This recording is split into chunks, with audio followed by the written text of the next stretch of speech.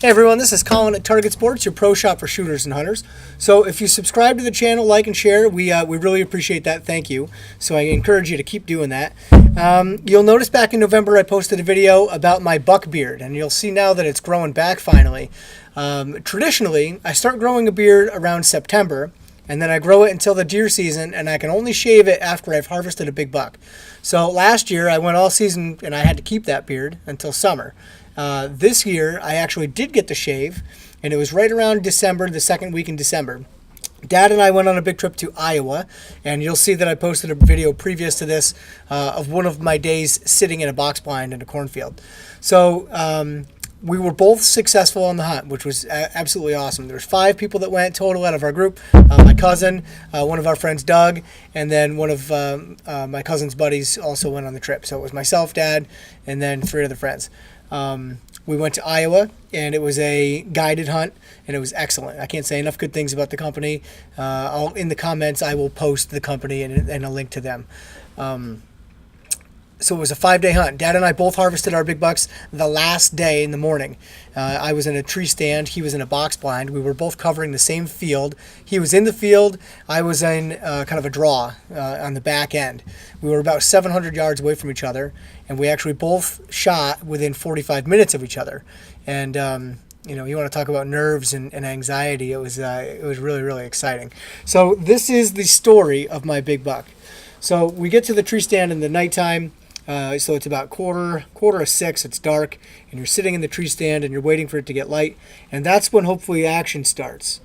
So I had 2 small bucks come right up on the tree stand. I mean, literally, they were within a stone throw away, and I was getting excited because I was feeling that this was a good spot. And one of the deer had come just off my left or my right-hand side, crossed directly in front of me into the creek, and then started going up the ridge.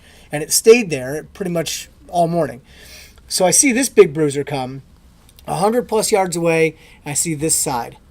And at 100 and some odd yards away, if you see that, you know it's a shooter buck. So I started to get really excited, a little nervous, but I had plenty of time because the deer was headed my direction and I was in a good spot. And I just had seen a deer come earlier from the same spot, so I had a good idea where that deer was going to follow.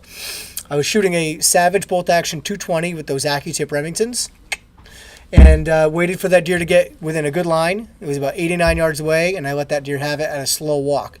It was a little bit of a kind of a not a wonderful shot because it was slightly low and back. So it was a double lung. It did penetrate both sides of the rib cage, but it just wasn't really great because it didn't penetrate through the heart.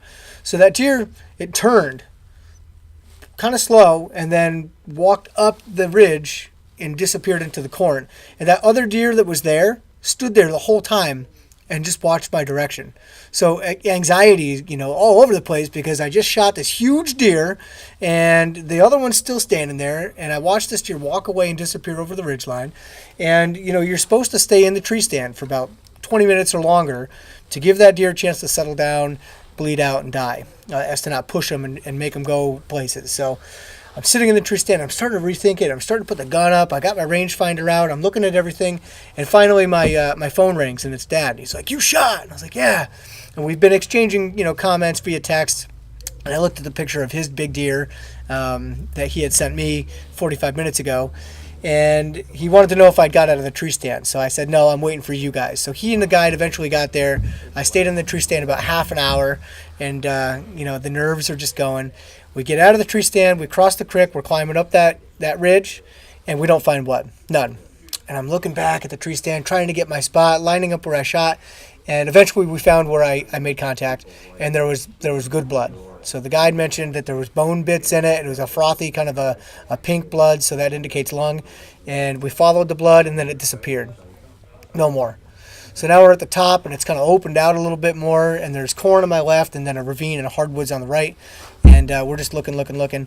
Finally, Dad's out a little bit ahead, and he sees it, whispers to me to come on over and keep walking that direction. So I'm tunnel vision now because I'm anxious that I shot this big deer. I know I hit it, but we can't find blood, and where did it go? And eventually I stumble right on it, 3 feet away. Boop, there it is. And the flood of emotion and joy and just utter excitement came pouring out. There was that woo, super loud, and it was really, really great to have that experience with my dad. that's just a good experience alone to be in the woods, see such a magnificent animal, have such a good shot. But to be able to share it with friends and family is really something that's awesome. And that's one of the wonderful things about hunting, is that we can share it with friends and family. And for the most of the time, out in the backwoods or state land, it's a free activity, which is great. So I really am fortunate and blessed to have this opportunity to go out on these big trips and be successful in the field. And I look forward to sharing all of these opportunities and all these exciting things with you. So if you want to stop in and see this big buck, if you want to ask us questions about how do I plan for a big trip, where do I need to go, what do I need to bring, stop in and see us. Again, I was a professional hunting guide in Wyoming for 3 years, so I've got a little bit of experience. All right, this is Colin at Target Sports. Shoot straight.